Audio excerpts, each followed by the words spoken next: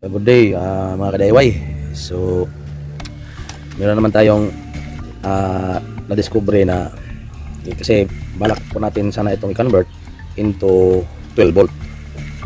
Kaso, meron tayong na-discover mga ka-DIY na sinubukan ko ito kahapon. Ito, yun na yun. Yun. Sinubukan natin kahapon na convert to. So, tinitest natin yung supply niya kasi yung mga drives niya ay nandito mismo nakadikit sa kanyang board. So, tinest natin 220, 220 volts DC kasi nandito yung drives niya, wala namang drive sa likod. Diretso wire dito sa negative at saka positive at negative. So, nung tinest natin, wala tayong, hindi ko ito mapailaw mga ka-DIY. Kasi-series lang naman to eh. So, kung isipin natin, o tingnan natin, 6 na LED lang to. So, kung kukuha tayo ng minimum of 3 volts kasi 3 volts, minimum 3 volts kasi yung isang ganito LED sa piraso mapailaw mo siya. So itong tester na gagamit natin, kung i-select mo ito ng times 1, magsusupply ito ng 3 volts to test the LED. So nung sinubukan ko itong i-test bawat LED, okay, magalaw yung tester natin. Nung sinubukan ko yung test LED, kahit balik rin ko yung test probe, hindi ko siya mapailaw. So ang ginawa ko, tinanggal ko itong mga drives nito. Dinampiran ko para baka ito ang dahilan na hindi siya mapailaw. Kasi sinuplayan ko siya ng voltahe dito. Tinanggal ko muna itong wire. Sinuplayan ko siya ng voltahe dito. From 12 volt, 16 volt, 20 volt hanggang 36 volt. Hindi ko siya mapailaw kahit tinanggal ko na ito. Dinampere ko na lang. Kasi DC yung hahanapin natin eh. Hindi ko talaga siya mapailaw. Kahit anong balikan ko nga, kahit anong supply na. So, napagpasyahan ko nga kasi nagdalang isip ako mga ka-DIY na supplyan ito ng 36 volts or 20 up na volts kasi masayang, baka mapundi. Kasi yung akala ko na bakit hindi siya umilaw? 3 volts lang naman ang supply dito. Yun pala, na-discover natin na itong isang LED na to ay kumukonsumo pala siya, mapailaw mo siya 36 volts. Yung binasa ko yung board, yung nakita niyo yung board, yan, 36 volts ang nakalagay. Kung akala natin na pag sinuplayan mo ng 36 volts dito, iilaw to kasi 6 lang ito, nakaseries.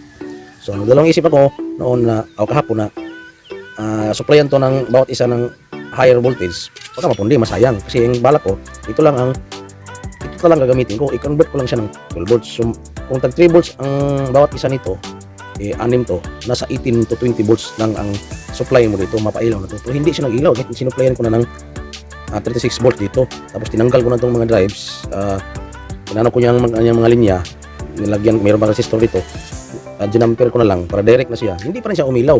Yun pala, nung sinubukan ko talaga, sinacrifice ko, sinuplayan ko ng 36 volts itong bawat isa, umilaw. Yun pala, ngayon ko lang nalaman mga ka-DIY na palang ganito kaliit na mga LED light na 36 volts pala ang supply na mapailaw mo to, yung isa. So sinuplayan natin ng 36 volts dito kapon, umilaw siya.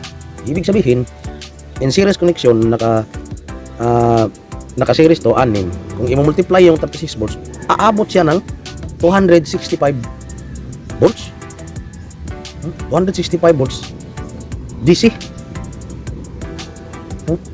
Ibig sabihin, itong mga drives niya dito ay nag-step up pala to. So, nag-step up pala siya. So, from 220 supply dito, pagdating dito sa mga strips niya, o itong mga LED na maliliit, ay aabot pala ng 265 volts. Ibig sabihin, nag-step up siya. Kasi 46 volts bawat isa. Sinubukan ko yung 28, hindi niya mapailaw. Nung sinagad ko yung charger, power supply natin na adjustable na hanggang 36 volts, umilaw siya isa-isa. So, yun, napunada ang ating conversion sana. So, hindi ko siya magagamit, hindi ko siya mapailaw hindi ko siya makonvert ng 12 volt kasi wala 36 volt bawat isa ng LED. Kailangan natin ng power supply na hanggang 265 volts para mapailaw ito lahat. So wala, hindi natin makonvert ito into 12 volts. Ang ginawa ko lang, meron naman tayong COB light ito. Tanggalin muna natin ito para makita niyo. Dali lang naman siyang tanggalin mga DIY. Ito ang ginawa ko.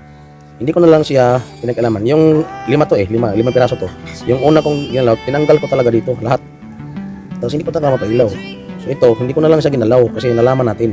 Ang ginawa ko lang, wala na. Dinisconnect ko na lang to at meron naman tayong COB light na ganito. Bidalaktad ko na lang siya.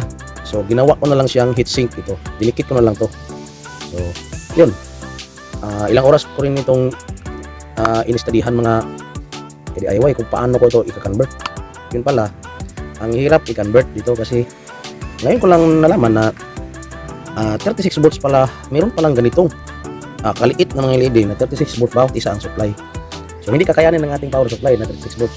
Kasi yung plano natin una mga ka-DIY ay kung nakita niyo yung video natin na meron tayong ginamit na step up buck converter. Okay? So papakita ko sa inyo mga ka-DIY. So ito mga ka-DIY, ito sana ang gagamitin ko. So ito ay ito MT3608. Ito ay step up. Yung LM2596 na ginamit, step down yun. Ito ay step up hanggang 28 volts. Ito sana ang gagamitin ko. Kung sakali tag 3 volts lang ito ang supply dito, ito sana ilalagay ko sa ilalim. At dito sa simple sa ating ilaw na emergency light na 3.7 volts, kaya sana itong pailawin kahit 20 volts tayong supply nito. 28 volts ang maximum nito na step up So kaya sana siyang pailawin gamit ito. Ang magiging supply lang niya ay 4.2 volts lang sa 18650 na battery. So kung tag 3 volts lang sana to, yung conversion na gagawin natin, tanggalin na lang natin itong mga drives tapos gagamitan natin ito. Maluwang naman siya, space, pwede siyang ilagay sa lalim. So from 3.7 volts hanggang 20 volts sana supply nito. Kaso hindi natuloy kasi yun nga 36 volts bawat isa. So hindi ko siya ma-convert into, hindi ko ito magamit. So ginawa ko na lang ito. Buti na lang meron pa itong kung natirang COB na magbili natin sa online din na wala nang ibang circuit, wala nang drive dito. Diretso ko na lang connect kasi ito ay 3.7 volts hanggang 5 volts ang kaya niya. So ito na lang ginawa ko. Ito hindi ko pa nagalaw kasi nakulangan na tayo dito. Yun mga ka-DIY. So although na tapos na natin yung kinonvert natin. Okay. So ito po ang na-convert natin. Itong COB gamit natin. So ito ay may sukat siya na 50 mm yung diameter niya. So kung mag-convert kayo, gagamit kayo nito, siguraduhin niyo muna ang sukat ng bulb na gagamitin niyo sa conversion ay mas maluwang ng konti para magkasya to. At saka hindi na kailangan itapon to mga ka-DIY dahil pwede natin gamitin na heatsink ito kasi aluminum din ito yung likod. So diba? So ganito na lang ginagawa ko, dinikit ko na lang siya. So 50 mm yung sukat niya. So subukan natin to mga ka-DIY. Ito yung na-convert ko na. Brand new to. Pero mumurahin lang to na 20 plus lang ito isa. Kaya pwede itong gamitin. So ano natin siya, pailawin siya. Gamit yung COB na lights. Okay. Ito mga ka-DIY. So yun malakas, maliwanag na maliwanag. 3.7 volts. So pwede pa tong lalakas kung gagamitan ko ito ng step up. Isiset ko siya ng 5 volts yung output. Mas lalakas pa to. Okay, sinubukan ko itong supply ng 5 volts. Ang lakas niya. Keso lang, mas mabilis siyang uminit. At prone siya sa mapupundi. Kasi sinubukan ko na. Ginagimitan ko siya nito. Sinet ko to ng 5 volts yung output niya. So in dito ang 3.7 volts. Tapos out niya is 5 volts. Kita niyo mayroon naman siya nakalagay na V out positive or V out negative. Ibig sabihin out to. Galing dito. 3.7 sinupply natin. In-adjust natin to. Sinet ko siya ng 5 volts. Ang lakas ng ilaw niya mga ka-DIY. Hanggang 5 volts yung kaya niyang i-handle. Mas lakas pa. Ito, kung naka-full charge yung battery niyo 4.2 na 18650, 4.2, malakas pa siya. Pero mas lalakas pa siya kung paabutin natin ng 5 volts. Yan mga ka-DIY. So ito, kung sana kasi yun bago lang natin nalaman na mayroon palang ganitong kaliliit na LED. Ito, yung light emitting diode na 36 volts, meron pala 36 volts ang supply.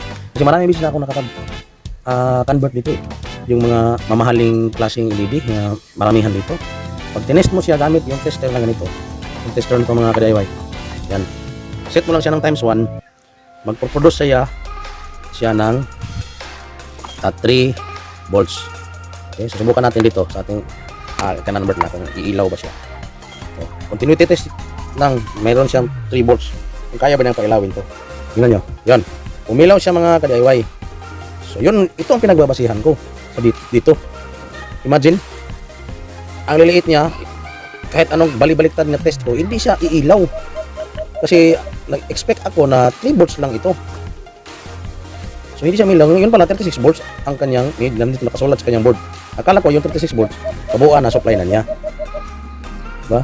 So ito, 3 volts, 3.7 to, kaya niyang pailawin dito sa tester na to. Yan. Hindi naman siya masyadong malakas. Yun ang basihan natin na malalaman natin na goods pa yung LED gamit na itong ganitong tester mga ka-DIY. Set nyo lang sa times 1, magsusupply siya ng 3 volts dito. Yung continuity niya. Yan. Yan.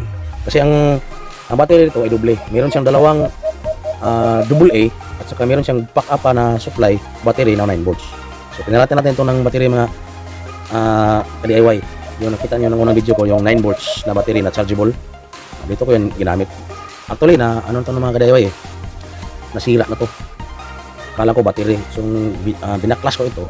Yun pala yung drive niya sa ilalim, yung parang metal na contact.